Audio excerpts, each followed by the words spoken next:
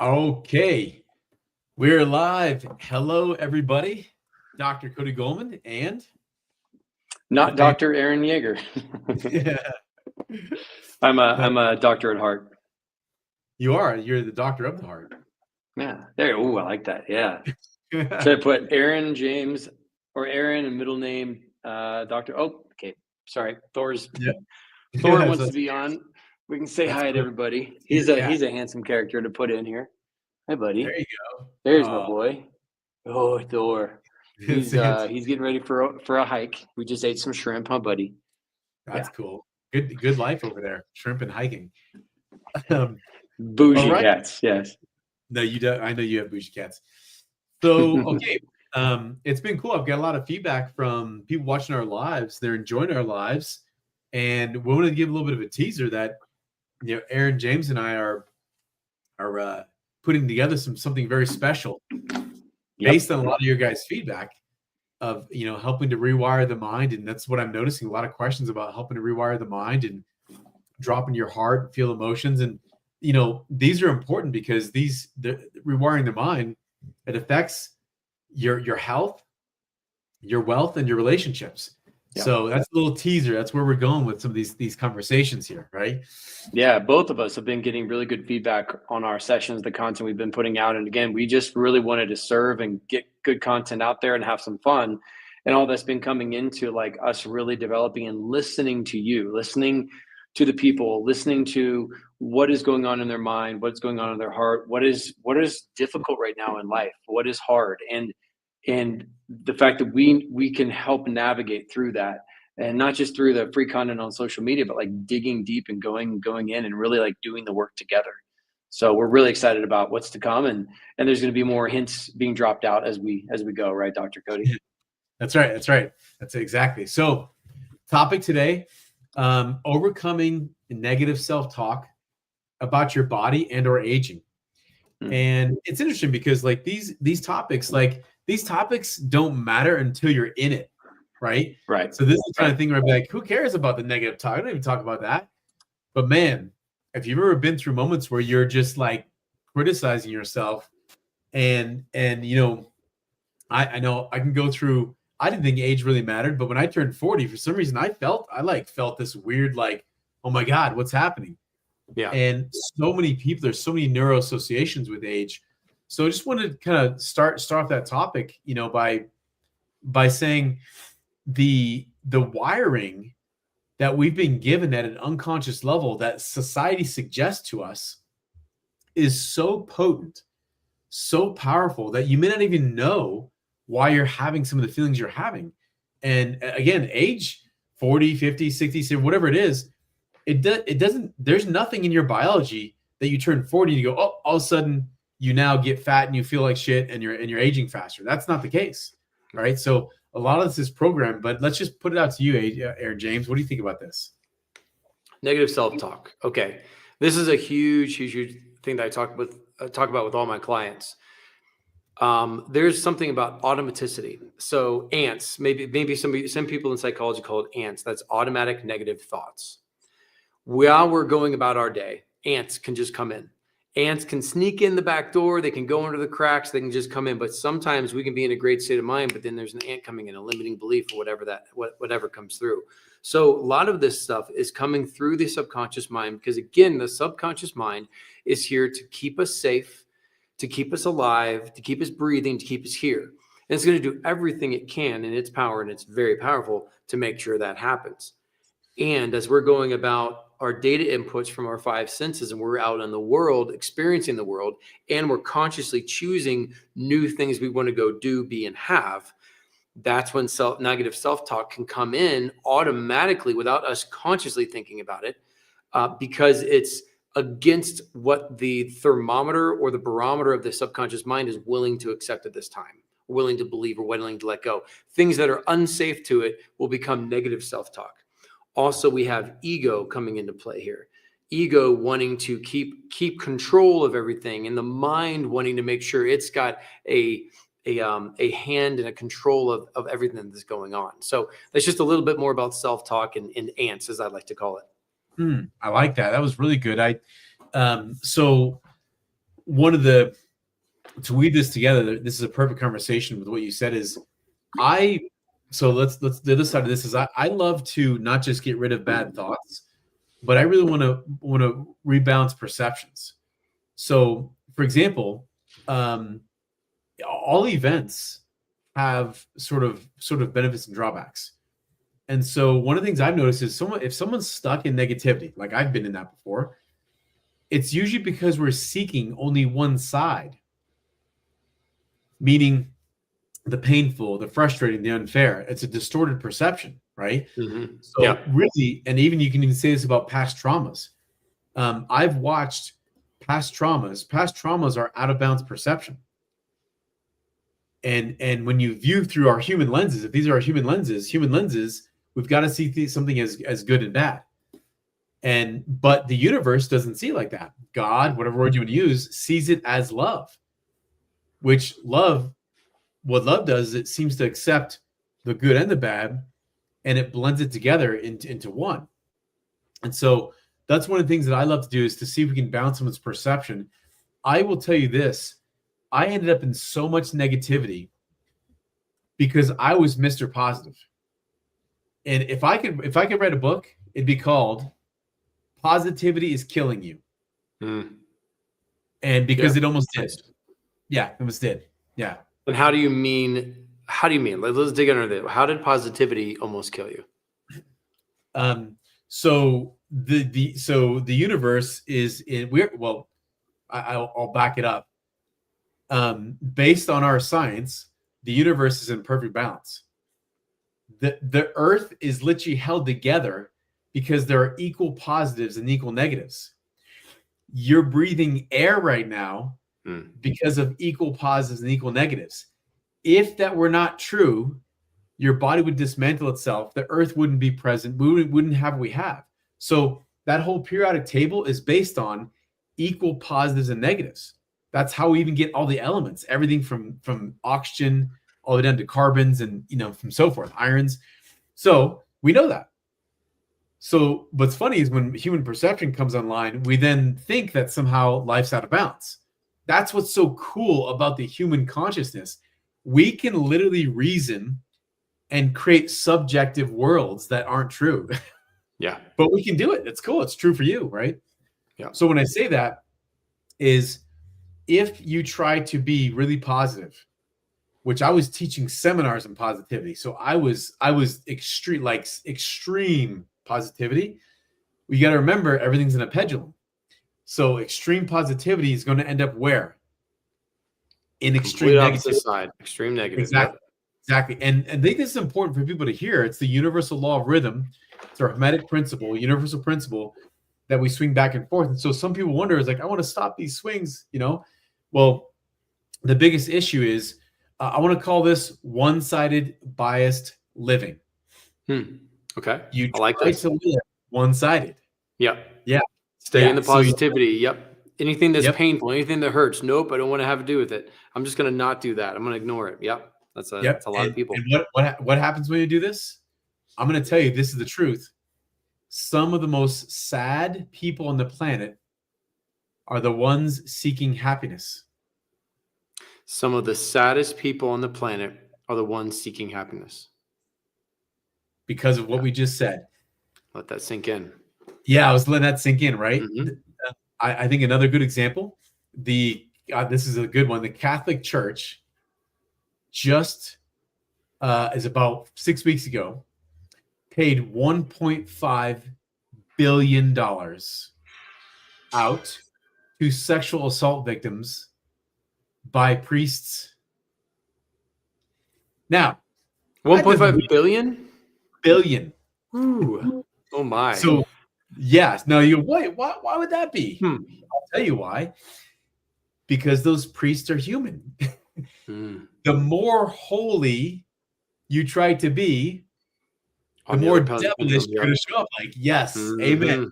Beautiful brother. example. Wow, that's a great correlation. I thought you'd like that. I really like that. That is, there's a lot of those cases. If you this universal thing applies to everything, of course. Yeah, exactly. It does, and I really this is a painful lesson, man. And even when we talk about it, like I had a lot of resistance to this because I'm like, surely positivity is good, but do you know how many people I get on the phone with? So what's funny is this whole conversation of negative self-talk. I believe negative self-talk is breeded out of one-sided bias living.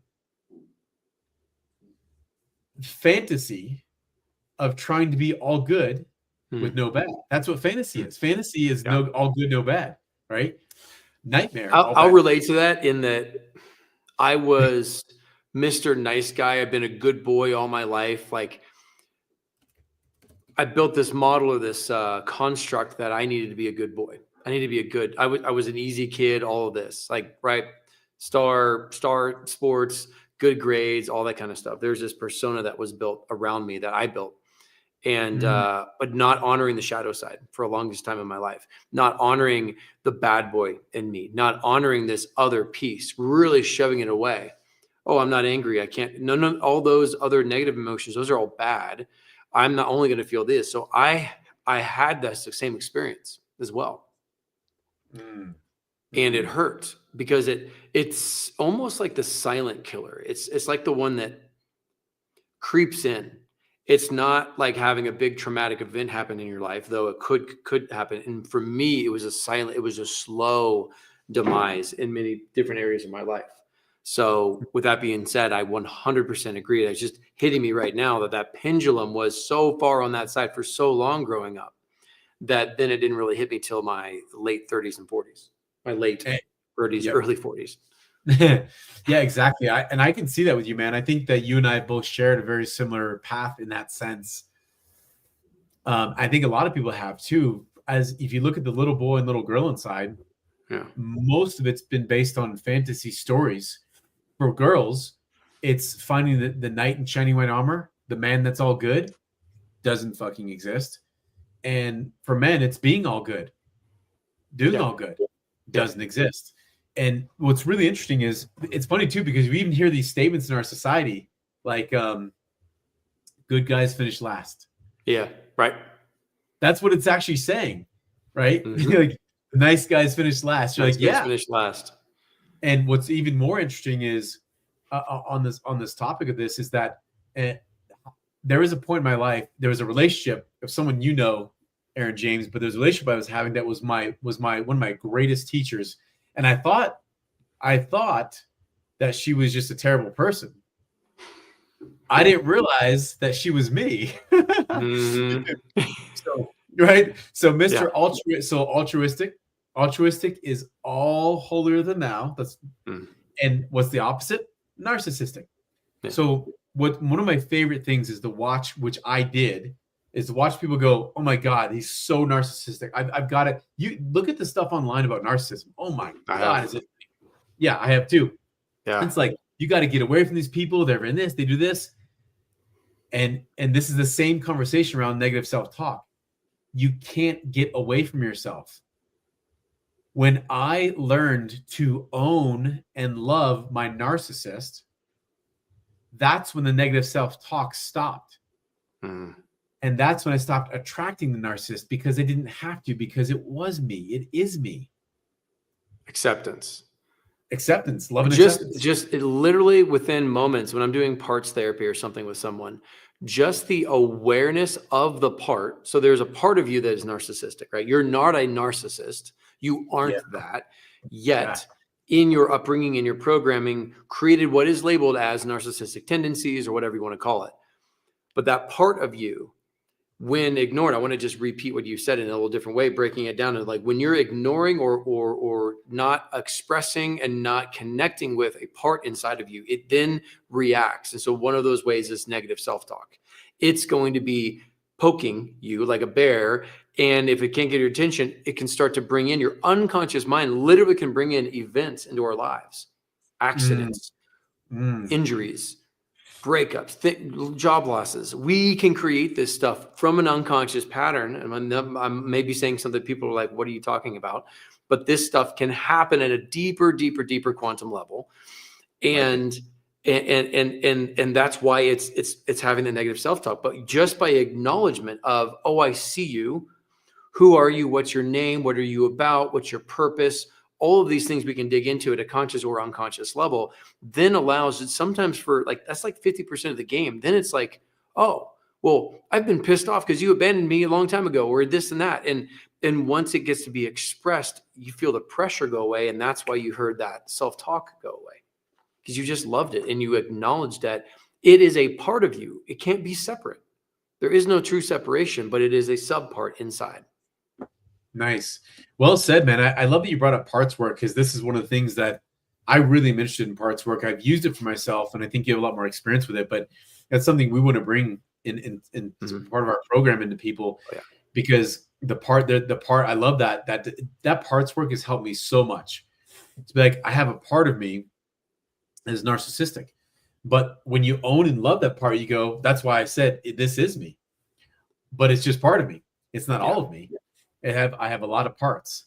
And so kind of a different way of even viewing this is, when you try to be positive, what you're doing at an unconscious level is disowning your negative parts. Good word.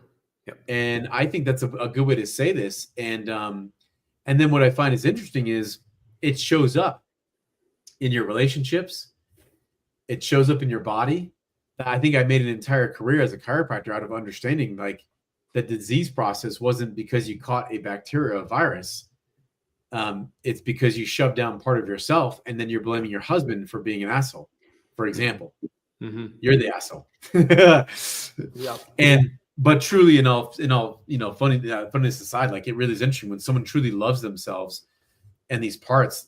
I like how you said that they don't, and it's such a we should go one of these episodes in the quantum realm and talk about how that even occurs, how like pushing, it's a simple phrase of repression expression. Whatever you push down will express outside of you. And that's why you can't leave a state, a country, or a relationship that you think is terrible, because you take yourself to the next one. Yeah. It's another way said, and you and I were texting about this yesterday, is your inner world, your outer world, your bank account, your status of relationships, and your health is a direct correlation to your inner world. What is going on out on the outside is because of what's going on the inside. And it's like, it's a law. It just is. This is part of how consciousness works. So let's relate this to our bodies and aging, right? Yeah. This specifically, there's a lot of people that want to, well, let me go on the quantum level. I truly believe, and I'm going to live to be 224 years old. So 224 is my number. For whatever reason, I keep knowing that I'm going to live a long time. I do have you remember we did the, with Dr. Dan and Micra, the DNA. I have the longevity gene, of which very few people have, but I have a gene in there that's just going to kind of keep me alive a lot longer. But like, also, as we learned more about our genetics, there's so much we don't know. But the fact that humans are beings, we can these things are created to live 1,000 years. That we're limited only by what we know from the last, right? We don't even know all the truth about the pyramids in Egypt and all that. People thought they were X amount of years old, but they're actually way older than we think. So there's a lot of cool new data coming about, our bodies and aging. So, but as we're brought into this world, we're then programmed by the movies, the parents, the people. A lot of times people turned 40 and they're like, oh, don't get old. It's starting to get, this is becomes stories of like, oh, you get this age and things start to happen. You start to believe it because all these people are saying it, but it's not the truth. And so as we're going through our life and we're having these experiences, and our bodies are starting to feel the pressure of the wear and tear of EMF waves, gravity, medicine, chemicals in the sky, all that kind of stuff, where it's constantly breaking down our bodies. But we also then create stories in these different parts that are there to protect us, that are even parts and conversations we can have about aging.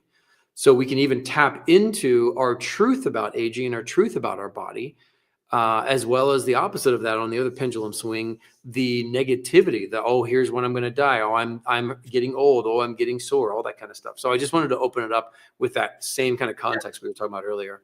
We probably can have a whole conversation regarding the aging thing, which I think we should do. But regarding the negative self-talk, I want to say this, man. I was 35 in my chiropractic office, and I didn't ever pay attention to people's ages, but there was one guy that came in, and he was old. Whew. And we went through this whole thing, and we went through his consultation, and I looked at his age, and he was the same age as me. Wow. And it was like, that's when it hit me like, whoa. And so there's a whole thing we could do on aging, but this is when it hit me.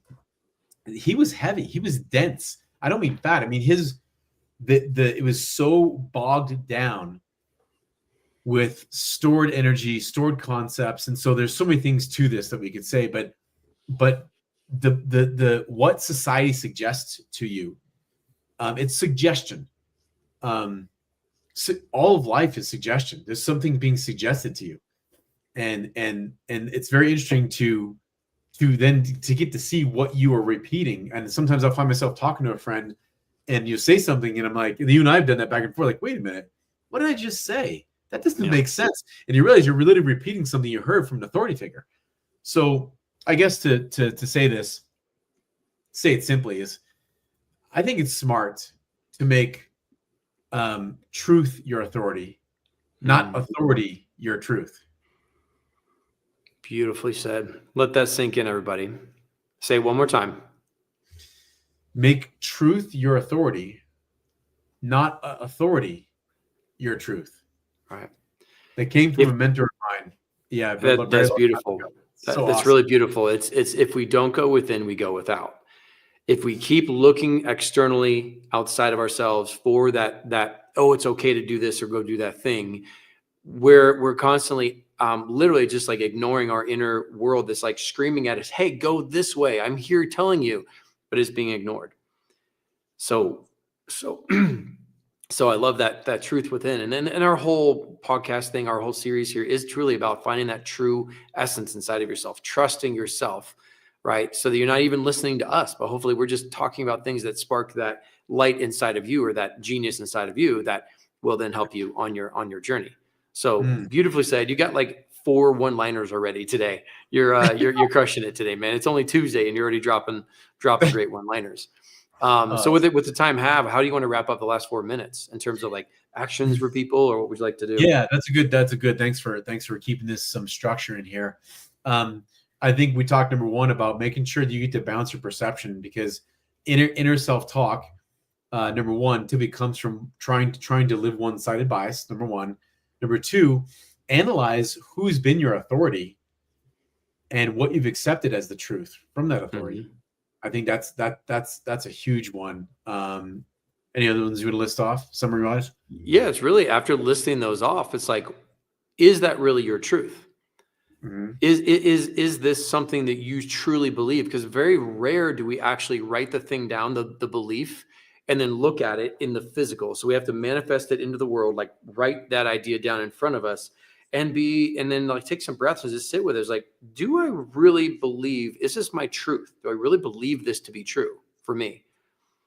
And just check the checks and balances with all these different beliefs. And if we could look at probably the 5 to 10 deepest beliefs that come to surface, that is a great audit, right? A good check-in to do, to see like, well, am I still believing things that I was told as a kid? Am I still believing things that are just, what do they call it? Catchphrases and whatnot, right? There's a lot of this programming that's done through movies, through everything over and over again. It's not our fault. It's just programmed in. So literally, like you said, listing these out and then going deeper is like, with each sentence, do I really believe this? Is this my truth? And if not, what do I believe instead? What would I like to believe instead? What would I like to believe instead that takes me to my highest and greatest self? That person, that identity we're stepping into. Because if we can change our beliefs, we can change everything. I think that was your mic drop. Yeah, that's pretty good. Mic drop. That's a good last thing. Yeah, that's pretty good. Good, man. That's awesome. Yeah, so we're only going on. Let's see. Are we going? Yeah, we didn't go. Are we going tomorrow? No. Yes, we are. Tomorrow I'm traveling. I will be going to a men's retreat. Yeah. So tomorrow we are not. So we're not going to be able to go back till I get back the 30th. So probably. And I'll be. You're gone too. I'll be gone too. So we'll be in 2 weeks. We'll see everyone because we'll be in Costa Rica. Maybe we'll drop some social media posts. Yeah, maybe. Or travel.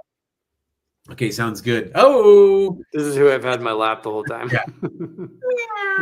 Look how cute she is. She's so spiritual. She's so good. wait, that's not Thor. That's No, this is Kiana. oh, so cute. She's so So cute. cute. She's my little spiritual kitty. When she sits in my lap, I get smarter. I Yeah, get more caffeine.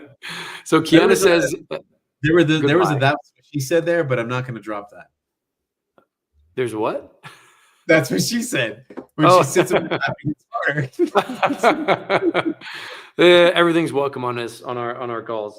Well, That's dude, right, that's right. thank you. Great topic again. We didn't talk too much about body and aging, but it's something we can always come back to. Yeah. Hope everybody It's just- enjoyed it. Put your comments below. Again, any other topics you want to hear, and we're gonna have some really cool updates coming up soon. So, Dr. Cody, thanks again, buddy, and we'll be back on after the 30th. Sounds good. Thanks a lot, man. All right, bye everybody. See you soon.